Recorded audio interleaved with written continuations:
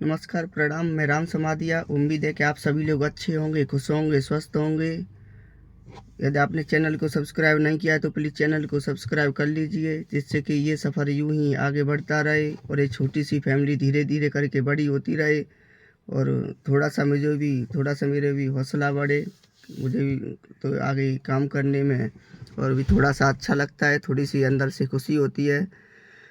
आज की जो है सच्ची घटना है, बड़ी शर्मनाक है और दिल को अंदर तक झकझोर कर रख देने वाली है। अक्सर करके हर घर में, हर परिवार में या हर गांव, कस्बा या हमारा ही देश नहीं, दूसरे देशों में घर में ऐसे, परिवार में ऐसे, रिश्तेदारों में से किसी न किसी को कोई ना कोई ऐसा होता है जो अपने घर परिवार से दूर रह कर के काम करता है और अपने बीवी बच्चों को या फिर माँ बाप को एक अच्छी ज़िंदगी देने के लिए, अपने घर परिवार के लिए कुछ करने के लिए, कुछ नया करने के लिए, कुछ अच्छी जो है बच्चों की या अच्छी परवरिश कहें या अच्छी एक लाइफ देने की कोशिश करता है, तो वो अक्सर करके उसे घर से बाहर जाना पड़ता है, दूसरे शहरों में या दूर दराज के शहरों में, या बहुत से लोग तो दूसरे देशों में भी जा कर के काम करते हैं। लेकिन कुछ घटनाएं ऐसी होती हैं जो बड़ा ही शर्मनाक होती हैं और कुछ लोगों की मानसिकता इतनी ज़्यादा गिर चुकी है कि वो एक बार के लिए भी ये तक नहीं वो सोचते कि हमारे ही घर परिवार का लड़का या पति या जो भी हो, भाई जो भी है, जो बाहर गया है तो वो हमारे लिए गया है और हमारी एक उज्जवल भविष्य के लिए गया है। ये घटना है, ये जब स्टार्ट होती है तो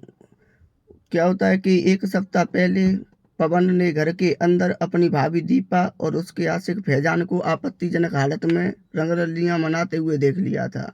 अब इसके बाद से ही पवन भाभी को उसके अवैध संबंध का राज उजागर करने के लिए की धमकी दे रहा था। वो बोल रहा था कि मैं ये आप जो भी ये कर रही हो ये गलत है और इसे बंद कर दो, नहीं तो फिर मैं घर में सबको बता दूंगा। गाजियाबाद में मोदी नगर के गांव बिसोरख में हुई ई रिक्शा चालक की हत्या का पुलिस ने महज 24 घंटे के अंदर खुलासा कर दिया। अवैध संबंध में बाधा बनने पर भाभी ने ही अपने प्रेमी के साथ मिलकर के, जिसका नाम फैजान था, उसके साथ मिलकर के अपने देवर की सर्जिकल ब्लेड से गला रेत कर हत्या कर दी थी। दोनों ने हत्या करने के बाद में सबको रजाई में लपेट करके रख दिया।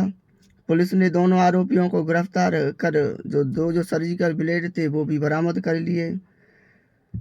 गांव बिसोरख में 34 वर्षीय ई रिक्शा चालक पवन कुमार का शव उसके ही घर की छत पर बने स्टोर रूम में मिला था। पवन की गला रेत कर हत्या की गई थी।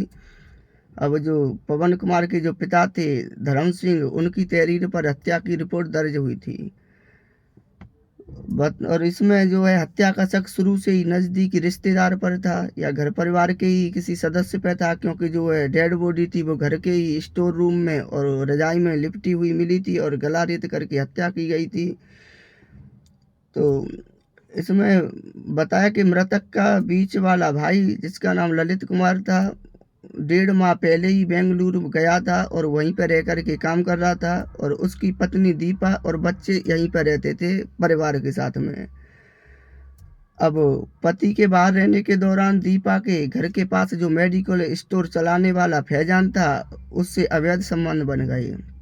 और जब अवैध संबंध बने तो दोनों अक्सर करके छुप छुप कर मिलने लगे उसी के घर में। और जब ये क्राइम हुआ तो उससे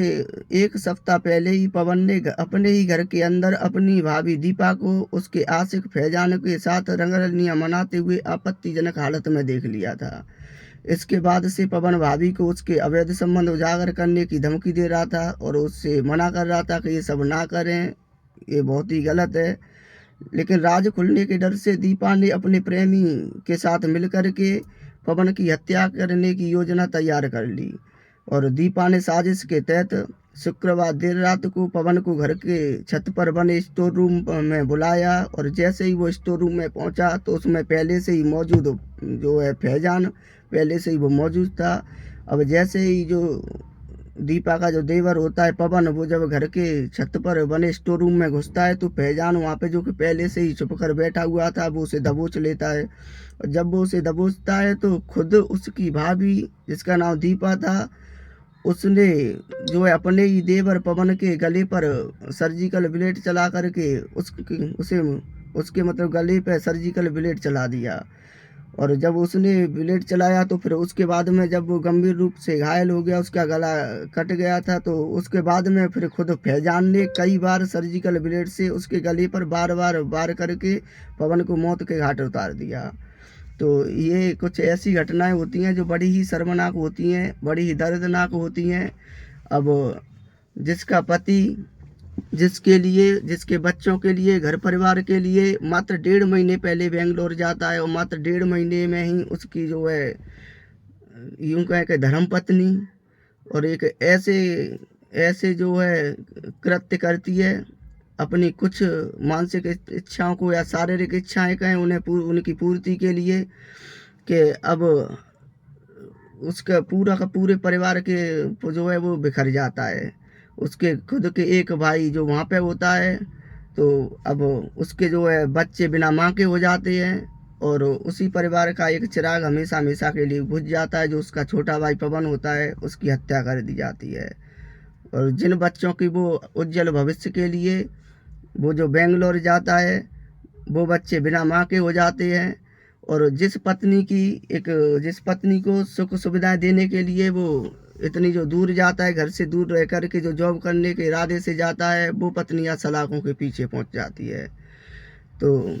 मेरा इस वीडियो को बनाने का यही उद्देश्य था कि जिससे लोगों में, समाज में थोड़ा सा संदेश जाए कि गलत रास्तों पर चल कर के सिर्फ हम अपने परिवार और रिश्तों को खराब करते हैं, ना कि खराबी करते। कहीं ना कहीं इसमें कई परिवार तबाह हो जाते हैं, कईयों की ज़िंदगियां तबाह हो जाती हैं। इसलिए ऐसे रास्तों पर चलने से बचें,